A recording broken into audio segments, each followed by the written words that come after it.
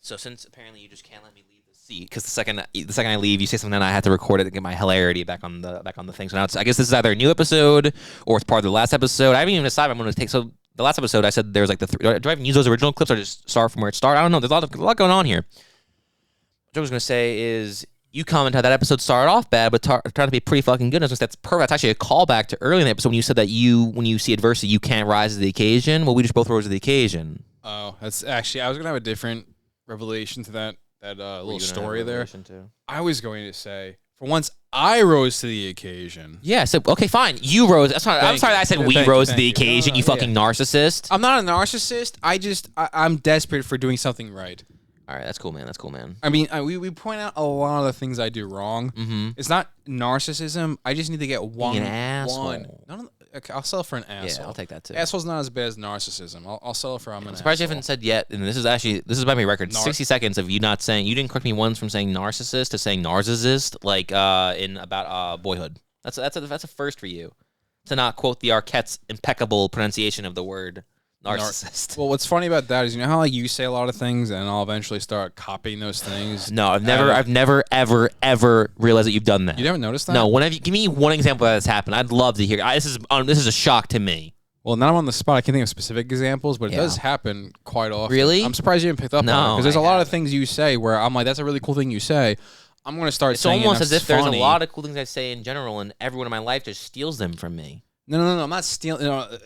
Imitation is the greatest form of flattery. I'm trying to show you how much I admire you. You know what's the greatest form of flattery, I think?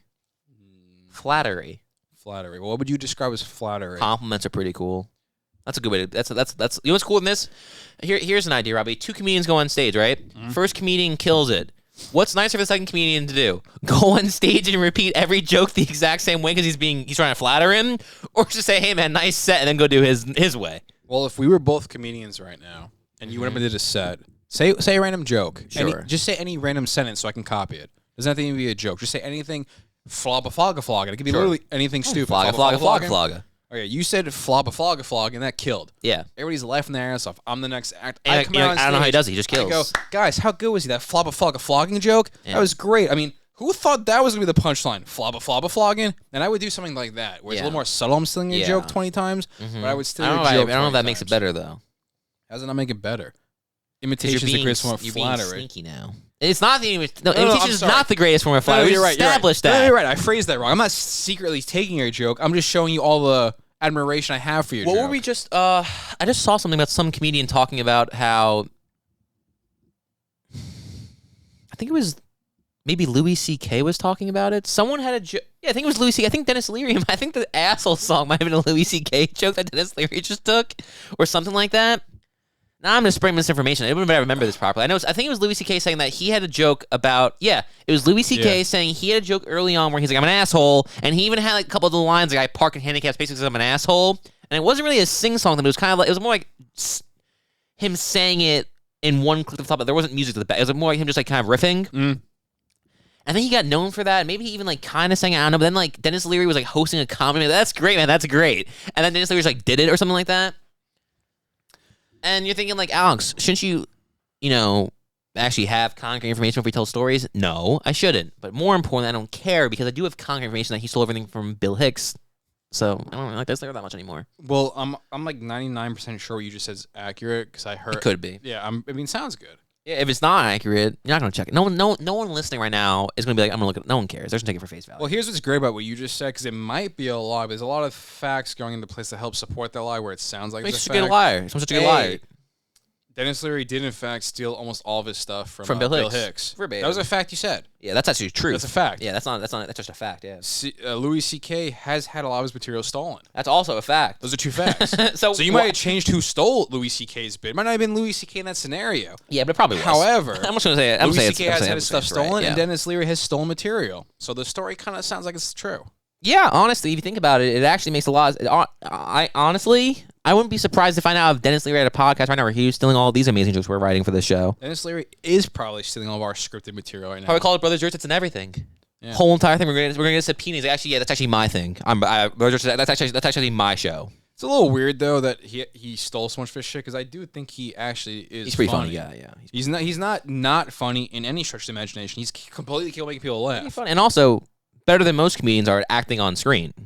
100%. Because think about how many comedians get put into a movie because they're like, that person's funny, and then they're most awkward. Like think about all the terrible comedies that come out, like studio comedies, and they'll throw in studio comedy. They haven't done studio comedy in forever. What's a studio? No. They do make studio comedies all the time. That just no one sees them, and they're PG-13, and they're called like I Feel Pretty with Amy Schumer. Okay, they're just dumb studio comedies. My point was going to be, not that I throw Amy Schumer under the bus, since apparently she's just burning every bridge I have, because me and her go way back, obviously. I was just pointing out the fact that a lot of the time you put a comedian into a movie because you're like, oh, that person's funny. They can make a funny movie. And then a lot of the time what happens is you get Adam Devine on screen. Why am I burning so many bridges this episode? I don't know. But that's the third bridge out the door. Dennis Leary. The only person I supported is Bill Hicks, and he's dead. So that doesn't really help my case here.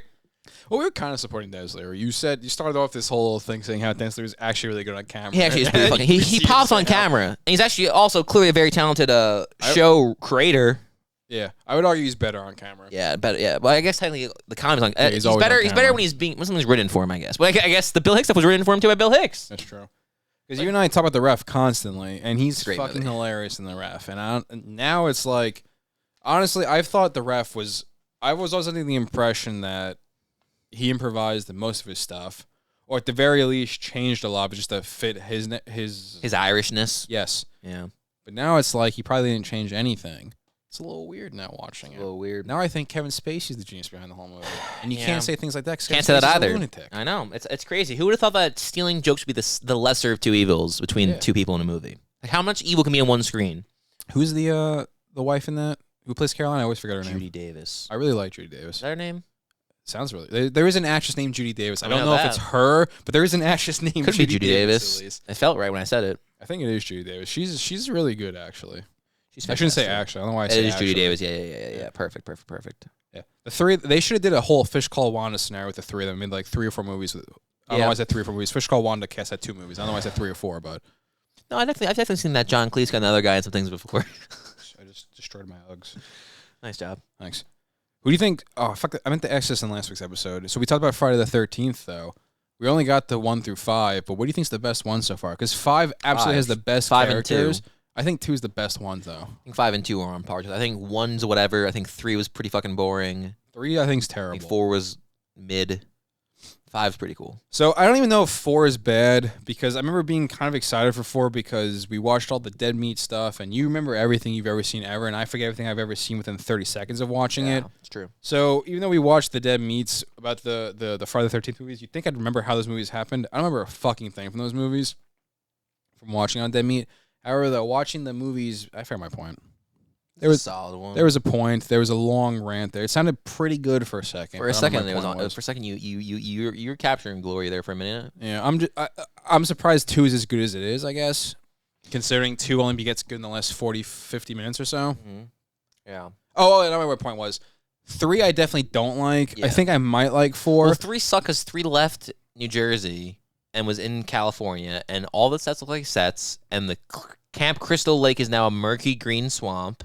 Yeah, and gross. All the actors feel very Hollywood in that movie. The way everyone looks, the scenery, everything feels very, very West Coast, and not in a good way. So I didn't pick up on any of that when we watched it. Which part? Literally any of it? Literally everything you just said, I didn't know. So were we watching the same movie? Minus the murky green water. That was gross as fuck. Yeah, I didn't pick up on anything you just said about how it felt so West Coast. I wouldn't felt super Hollywood. Dude, all the actors in that movie felt like they were people who were trying to become actors. All the actors in the first two, not all of the movies, the first 2 movies and like the fucking 5th movie, all the ones actually filmed on location or whatever. Those actors feel like they're people who might have been like acting in productions and want to be actors. They haven't moved to LA and they still have like that small town feel and it felt good and realistic and like gritty and cool. And then the 3rd movie felt like there's just this manicured, polished, like, yeah, I'm just doing this between pilot season. You know, those people feel like they're like, wow, this is my, I'm getting my big break and being in a horror movie. These actors are like, this is just another job between pilot season. I guess retroactively looking back at it, yeah, I can absolutely see that. But 3 was so bad though. I think it killed the momentum for being potentially because we did all back to back. 4 did have Crispin Glover in it. Yeah, Crispin Glover. And that actually, you'd think like there's a good chance you're thinking, who the fuck is Crispin Glover right now? But I'll tell you this: any movie with Crispin Glover is automatically elevated just because he's in it. Proof of which being, what's better, Robbie? Back to the Future or Back to the Future Part 2? Interesting. I used to always think Back to the Future 2 was better. Yeah. But now what do you know? No, you used to think. Yeah. Now you used to think. You're right. Now I know one is better. Now you know one's a better movie, okay? Because it is. But my point was going to be like, what? But who's not? Who's okay? We'll go through the checklist. Ready?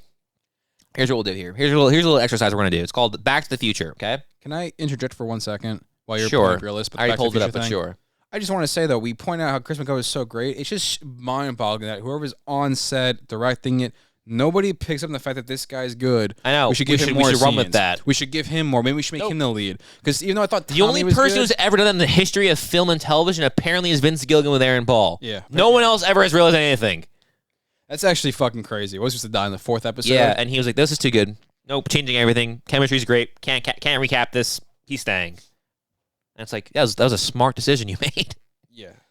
But here's what we're going to go through. So Back to the Future, okay? I'm going to go through the principal cast of the first one. Mm-hmm. You're going to say yes or no if they appear in the second one, okay? Okay. Michael J. Fox. Yes. Christopher Lloyd. Yes. Leah Thompson. Yes. Tom Wilson. Yes. That's Biff. I know who Biff is. Yeah, take it easy, okay? Take it easy. All right? like the guy, like the guy in the 4,000 not supposed to know who Biff is. It's pretty good, actually. That was surprisingly good. George Buck Flower. I have no fucking idea who that is. It's the bum. Oh, you know who that is? That might be the bum, isn't it? Yeah. Okay, yeah. Yeah, he's also the guy in They Live. My point was, they're all in it, right? Mm. Okay, now, what about these last two actors? Ready? Crispin Glover. He's not in the second one. Billy Zane. Billy Zane's in the second one. Is he? Is he? I thought he wasn't the second one. I was in the first one. I'm almost certain he's in the second one. However, though, I don't think it's new footage.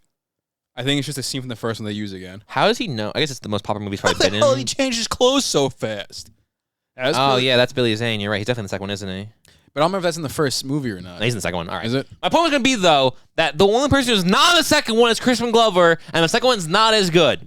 We could actually go deeper into that. It's super interesting why Crispin Glover's not in the second one. I don't even know why he's not in it. Oh, because he wanted to pay. Yeah. So the first movie ends where Marty McFly's family is rich and everybody's happy again, and Crispin Glover didn't like that. He thought, this is a bad message we're giving. This is and he's not wrong. That's a very unhealthy message to provide to millions of people that all your issues in life would be perfectly solved, and you'd have no qualm, everything would be great if you just had a little bit more cash in your pocket. And this might be me making shit up. I think his idea for the ending was we see the father not being confident. The ending should have just been where they're in the same house, but the father got the confidence. Yeah, was a better father and everyone's happier, but it's still a similar lifestyle. Not that he's super rich and successful, and the idiot fry cook brother is on a fucking. He's going to the office because he works in the fucking. Whatever the stock market's called, the Dow. Market. What is it called? The stock market? I don't know. Oh my god, it's the stock market. He's not. He's a business executive. It's doctors, lawyers, and business executives now in the fucking family, in the Marty McFly household. Nice. Just because his dad got laid 2 years earlier. That's another thing too. What I don't understand is this. So you're telling me George closed with Lorraine? Lorraine wasn't a dork. I get that George. This is what I don't like about that movie. Here's my issue with that movie. Okay. The first movie has it where we get told that Lorraine met George when he was peeping on her. We learn that later on. He met her when the dad hit him with a car. She brought him inside, and she fell for that loser. I understand why she falls for Marty. Marty's pretty cool, okay? And George becomes pretty Marty's cool. Got Calvin Klein underwear. Well, Calvin Klein, of course. That's such a weird joke. She assumes that his mom's... Also, his mother is a phenomenal seamstress if she sewed in Calvin Klein that well. And also, I guess I don't know what the Calvin Klein look like, the bands look like in the 80s. I'm assuming they said Calvin Klein in multiple spots like they do currently. And I don't think most people sew on the outside. First off, who the hell on the outside of their underwear does it? I digress. My point is this. Marty McFly makes George McFly cool, and then George is cool enough to get Lorraine. And Lorraine doesn't like him at first because she prefers Marty, but then she realizes, no, George is pretty cool. So my question is, why did she fall for George in the first place if she was a popular cool chick and he was still a bumbling buffoon who couldn't talk to her? That's a really good point. While I think the first movie's great, it never really establishes how the two of them could have possibly gone together. I know. McFly. But then you have to think that time's not linear like we perceive it. But it wasn't. No, I disagree with that too. I disagree with that too because of the fact that... It's all full circle. Well, no, I'm saying the fact that the reason I disagree with that is that if Marty came back into the future and his father was just more confident in their life wasn't, I'd buy that. But because of the fact that he went back in time and now there's a monetary change in his family, that he's actually affected the world that much. They explain that a little bit. I'm not defending it completely, but there's a slight explanation if I remember correctly. Because he visits his dad in the fucking hazard suit and makes him think he's an alien visiting. I think that's what causes him to write the book. No. So I remember the movie. He wrote the book already to begin with. Oh, did he? Yeah. I think he only had the confidence to show because Marty showed enthusiasm and was interested in it beforehand. So before Marty intervenes in the original timeline, he wrote the book, just never showed it to anyone? Well, I can accept that for making more confident selling the book, but they should have established that was the thing that made him more confident. That was the takeaway, not the money part. And they shouldn't have made him super fucking wealthy. Or, here's an idea. For selling a book. Have him be wealthy, but not be an asshole who's walking with, like, ha ha ha ha, I just had my tennis lessons. No. But so that guy, back to our original point, that's the guy that pointed that out. And I might be remembering this wrong, but I'm pretty sure that's part of why they didn't keep him for the second one. That was the first issue. Because he's a character and the actor second who has issue, so many fucking points. Which he says, I've heard him verbally, it was on Sirius, I think it was on the Opie and Anthony, I was listening to him talk, and he said how it's a complete lie that he asked to be paid as much as Michael J. Fox was getting paid. According to the Zemeckis, I don't know if Zemeckis, might be the other person, the other Bob guy, I don't know. It's the other Bob guy, supposedly. Whichever one was the one who was in charge of it said that according to their side of the story, Crispin Glover wanted to be paid the same amount of money as Michael J. Fox. According to Crispin Glover, that's ridiculous. I didn't ask for that. He wanted to be paid the same amount as Lorraine and Biff were getting paid, but they wanted to lowball him, and he was getting paid less than them. And watching him in interviews that I've seen, I can't buy that little timid guy has the balls to ever ask for as much as the leads got. Yeah. So and also here's one thing too, though. First off, if he actually wasn't going to, if they were actually if they lowballed him, they were going to give, let's say, just to keep him like, okay, we're going to give $20 to Christopher and Michael. I always say the character's name. We're going to give Marty and Doc $20. We're going to give Lorraine, Biff $10. We're going to give George $5. That pissed me off too. Mm. But I also don't know if he should be. I think he should be getting paid more than Lorraine and Biff because I think his character serves a hell of a lot more of a purpose in that first movie. Yeah, in the first movie, 110%. In that first movie, then I guess it changes because then I guess that's the real catch: is would he have been a bigger character if he signed on, or is the reason why that character is so small that because it wasn't him? But actually, no. Fuck Back to the Future because it's really fucked up the whole lawsuit where they use his likeness. To get to that. Yeah, what the fuck is that? Did they have prosthetics on the new guy? They had prosthetics on him they had the prosthetics that were made, the casts of Crispin Glover from the first movie for whatever it was. For the older version, probably. Yeah, for the older version. They had those, they still had those available. So they just cast someone new, hung him upside down, put the facial stuff on him, and blocked him out of a lot of shots. Well, I don't agree with that anyway at all. It is kind of hilarious. Like, well, how can we make it? Let's put it upside down. Well, have him upside down. No one's gonna look upside down. No one's gonna ever realize it. I agree. No, you're right. And we didn't. But then here's the issue. Recast is not the problem. Don't pass it off as being Crispin Glover. If you want to recast the person, same character, fine. Have him upside down. Don't use facial prosthetics to make him look like Crispin Glover, because now you're going too far with it. Yeah. It'd be like imagine if in Harry Potter when I'm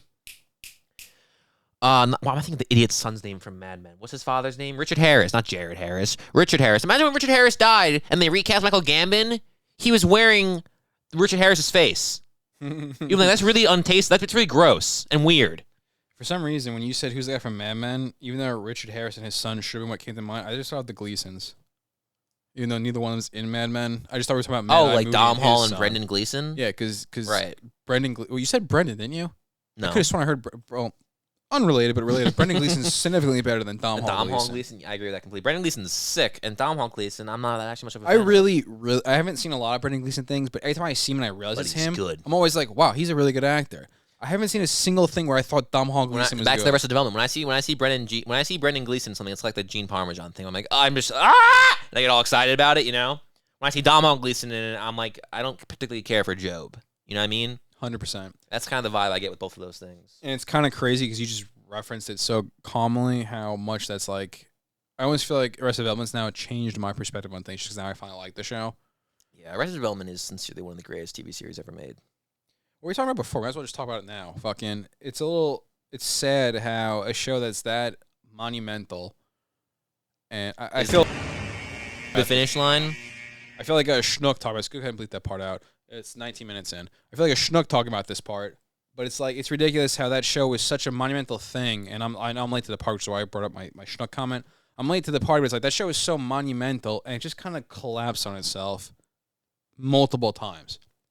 Season 4 starts off where They can't get everybody together because it's been so long. So we're going to come up with this crazy way to kind of make sure where the story can kind of flow and get everybody together, even though we can't get everybody to schedule this film at the same time. Not a lot of people that watched it liked it, but they at least did something that I now watching, when I first watched it, I hated it. Watching now, I think it's super creative how they did it. I think it's crazy how... The nonlinear storytelling is creative, I agree. And I do think, honestly, now that it's so far removed from when I first watched, I do think there's a lot of the air that Arrested Development's supposed to be. Yeah. That finds its way into the weird new formula they did with it. Yeah, but here's my question I proposed to you, right? Think about, I like season 4, I do. I don't think season 4 is bad. I hated it. I didn't like it when I first watched it, but I watched it over because I wanted to like it, and I started to appreciate it for what it was, right? It's not nearly as good as 1 through 3, but then again, 1 through 3, especially 3, I know a lot of people stopped liking 3 a little. Like I didn't like. I don't think 3 was even nominated for an Emmy or a Golden Globe or anything. It wasn't nominated for best comedy. Is my point. Like the first 2 seasons were, and I get that 3 might be a slight decline compared to 1 and 2, but I still love it, and it works perfectly together. I always thought it was until we watched this last go around.